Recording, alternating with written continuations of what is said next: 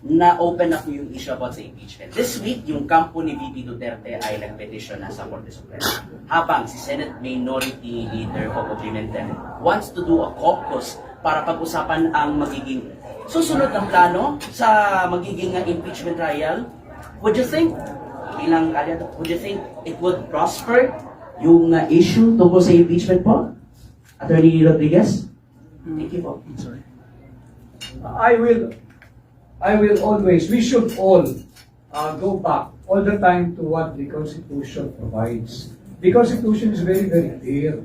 Dapat yan, yung ganyang vehikulong pinili nila, yung 1/3 ang pumirma para automatic transmittal, yung complaint, magiging articles of impeachment, kinakailangan yan, verified impeachment complaint. Ulitin ko, pag sinabing verified, hindi porke linagyan mo ng titulong verified impeachment complaint, yung iyong complaint, verified na yon. Merong legal and technical meaning yung verified complaint. Etong verified impeachment complaint, kahit silipin ninyo sa ating saligang batas, kinakailangan niya based sa iyong personal knowledge or authentic document. Ganun din sa rules of court, ganun din sa rules of procedure ng mismo mababang kapuluhan. Hindi natin kini-question kung meron silang authority o kapangyarihan to initiate impeachment complaint. Malinaw din yun sa ating saligang batas. We're not questioning that. Nasa kapangyarihan ng mababang kapulungan mag-initiate ng impeachment complaint. But, yung laging sinasabi at naririnig ninyo, mga miyembro ng traditional and new media, the spring cannot rise above the source. The source of the power of the House of Representatives is none other than the Constitution. Hindi maaaring mas mataas pa sila at makapangyarihan sa ating saligang batas. Malinaw sa ating saligang batas. Verified impeachment complaint. Now, dapat bang bigyan daan ito ng Senado? Alam ho ninyo, kung ako naroroon na sa Senado, ako lalabanan ko ito. Subalit ngayon wala pa tayo, sa tingin ko dapat hindi aksyonan ito ng Senado dahil nga yung pinaliwanag ko. Hindi maaaring verified impeachment complaint ito ng 215 congressmen. Paano? You just have to do the math. Paano makakapirma yung 215 congressmen following the very strict requirement of the Constitution that it should be a verified impeachment complaint? That requirement of the Constitution should never be set aside. That requirement of the Constitution should never be taken lightly. Why? You never and you do not toy and play around with the mandate of the 32 million Filipino people who lawfully, legally, democratically, and constitutionally installed Inday Sara to be our Vice President.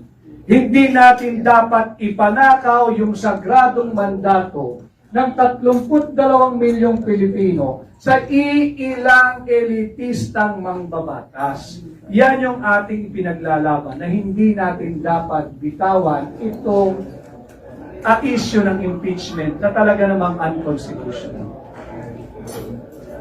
Attorney Rodriguez. E.S. Rodriguez. From bicameral, DYKC po. Sir, from bicameral report, sinasabing may blanco. At papunta, saan ba yun? Ano pa bang proseso dyan? At sinong in charge? At gusto lang namin malaman, sino po ang in charge ng printing? Kasi doon na siguro yun, bago piniprinta nila, kapila pa na yung 221 That's why we are trying to find out saan nangyari itong manipulasyon ng bicameral conference committee report. Malinaw yan. Pagkatapos ng bicameral conference committee report, they will have a choice. Ratify ba nila, which they did? Will they approve it, which they did? Will they sign it? They signed it. Will they file it? They filed it. Doon sa House of Representatives Bills and People's Service. Pagkatapos ng tapos na, wala na ibang pwedeng gawin. Maaaring nagkaroon ng halaga yung mga black hole items sa printing, tama ka. Kaya hinahanap natin yung kopya ng enrollment Meron bill. po ba kayong ano na sir? Meron kayong suspect kung sino yung inutusan? So, ito namin malaman kung ano. You have to remember that at the end of the day, I am a lawyer, so I'm very careful for things that I do not know personally. I am doing our investigation, we are doing our case conduct. Hanggat ngayon, wala silang may pakitang kopya ng enrolled bill. Meron kaming nakita, bago pa man nila isipin galawin, meron kaming nakita, because they keep on referring us doon sa archive department or archive section ng House of Representatives. So we did, we went to the archive section of the House of Representatives. Ang aming nakita doon ay kopya ng enrolled bill na nawala na yung mga blanco. Pero, hindi ito pirmado ng Senate President, hindi ito pirmado ng Speaker of the House, hindi ito pirmado ng Senate Secretary, hindi rin ito pirmado ng Secretary General ng House of Representatives. Ibig sabihin, pag sinabi mong archive section, di ba pag sinabi mong archive section, repository, taguan ng mga original. So, yun ang aming nakita at wala pa silang may pakita hanggang ngayon ng kopya ng original enrolled bill. At yan, uulitin ko, yan ang pinag-uutos ng Korte Suprema. Ilabas ng House of Representatives ang kopya ng enrolled bill, hindi ng GAA. Hindi ng GAA. So yung sinasabing labanan ng fake news, labanan natin yung isang fake news ng isang kilalang broadsheet at banner story niya, inutusan daw ng Korte Suprema ang mababang kapulungan na ilabas ang original copy ng General Appropriations Bill. Mali! Sapagkat ito po yung kopya ng order ng Korte Suprema. Babasahin ko lamang para malinaw tayo, labanan natin yung fake news. Nakalagay po rito sa paragraph C, respondents, yun po yung Senado at House of Representatives, our respondents are likewise required to submit by personal service not later than February 24, 2025 at 12 noon the following documents. Number 1, original copy of the 2025 General Appropriations Bill and original copies of the 2025 or copy of the 2025 General Appropriations Enrolled Bill. Walang sinasabing GAA dito. Before sa ibang question, let's all acknowledge ni Attorney Jamie Pundong for Senator Ren, number 10 sa Balota. Okay? Sige. Hello po. Good afternoon, Attorney. Hello. Good afternoon, Attorney. Jesse po from PTV. I'd like to know po, kasi kilala po kayo na naging bahagi po ng administration po, and then ngayon po, andito na po kayo sa slate po ni former President Rodrigo Duterte. If given po na wala po yung parang political color or ano po yung magiging tututukan po sana nating mga plataforma in case po na palarin po tayo for the upcoming elections, and ano po yung parang magiging priority programs po natin para sa mamamayan po. Hanggang ngayon, para klaro tayo, ako ay nag-file ng aking kandidatura bilang independent. Kasama ko yung hakbang ng mahisog. Ginawa kong very, very clear yan. When I filed my certificate of candidacy, binibigyan kami mga nag-file ng candidacy ng konting oras magpahayag doon. At sinabi ko, you can review the footages or records of when I filed my candidacy, na ako'y kumakandidato bilang independent dahil ang aking katapatan ay sa Republika ng Pilipinas lamang. At ang aking nais kapartido, kaalyado, kasama kayo sa sambayan ng Pilipino. And pag tayo ay senador ninyo, tututukan ko ang taunang pagpasa ng national budget. Because I believe the alpha and the omega of the corruption in our country is rooted sa ating national budget. Kinakailangan natin bantayan yan. Saan ka nakakita na binigyan mo ng zero funding ang PhilHealth na kung saan yung mahihirap nating kababayan, yung mga senior citizen, yung mga persons with disability, at yung mahihirap nating kababayang Pilipino ay nakaasag binigyan mo ng zero funding. Saan linagay? ng Marcos administration. Anong prioridad? Yung AKAP at yung IX na wala namang proven societal benefit. Walang napatunayan yung AKAP at IX.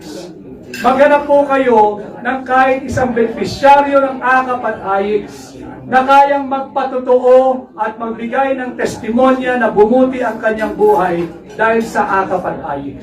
Ayaw ng Pilipinong nanlilimos. Kayong lahat ay nagtatrabaho. Ang kinakailangan natin ay oportunidad. Ang kinakailangan natin ay trabaho. Ang kinakailangan natin ay negosyo. At ang kinakailangan natin, irerespeto yung dignidad natin bilang tao. Ayaw naman nating habang buhay ng lilimos eh.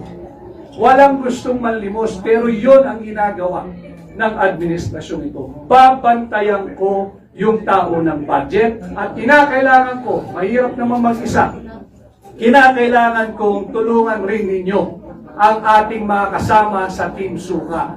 Uulitin ko, ang suka ang kalaban ng tanso, ang suka ang kalaban ng peking ginto, at ang suka ang tutugi sa mga nambubundol. Kaya tulungan din ninyo si Senador Attorney Jimmy Bondoc. One last follow-up Kwansa, lang. si Kwansa. Okay lang, Attorney Bondoc, sir. Sorry ha. One last follow-up lang po, Attorney. You mentioned independent po tayo. Sa tingin po natin, disadvantage po ba to? Or may advantage po tayo ngayon being an independent candidate? Especially now we're here in Cebu na known po siya as a vote-rich country po. Well, kung ang pag-uusapan nating disadvantage ay dahil wala akong resources, hindi ko tinitingnan disadvantage sapagkat klaro sa akin at bago ko tinanggap yung hamon na pamunuan ng tunay at maisog na oposisyon sa Senado, wala talaga akong materialis. Wala akong funding, wala akong lahat. Subalit, bilang tao, prinsipyo ko, I just cannot allow to compromise my independence as well. If I want to be of service to the people, I have to protect my independence. Dahil pagdating ng panahon at tayo'y senador ninyo, senador ako, hindi lang ng isang partido, kung hindi ng lahat ng Pilipino. And that's what I intend to do mula pa nung ako ay nagdesisyong kumandidato bilang senador ninyo. Thank you po, Attorney. Good afternoon. Ako mabilis lang. Kay Attorney Vic Rodriguez at saka kay Attorney Jimmy Bondoc, no? God willing, makaupo po kayo as one of the incoming senators po. Yung pag-resist po ninyo sa mga budget na yan ng ayuda and all, paano kung kayo na sa sarili ninyong mga opisina ang mangailangan? At paano din po ninyo lalabanan yung current practice na ngayon na liquidation by nil certification? Let COA do its job. Hindi trabaho ng senador na yung resolution number 10, yung allowing liquidation by mere certification, kinapon mo na agad yung COA. Malinaw sa ating saligang batas na ang tanging ahensya lamang na maaring mag-conduct ng audit sa lahat ng tanggapan ng opisina ay ang Commission on Audit. Kaya yung resolution number 10, that is also unconstitutional. Hindi pwedeng magpatuloy yung resolution number 10 sapagkat hindi mo pwedeng kapunin ang kapangyarihan ng Commission on Audit.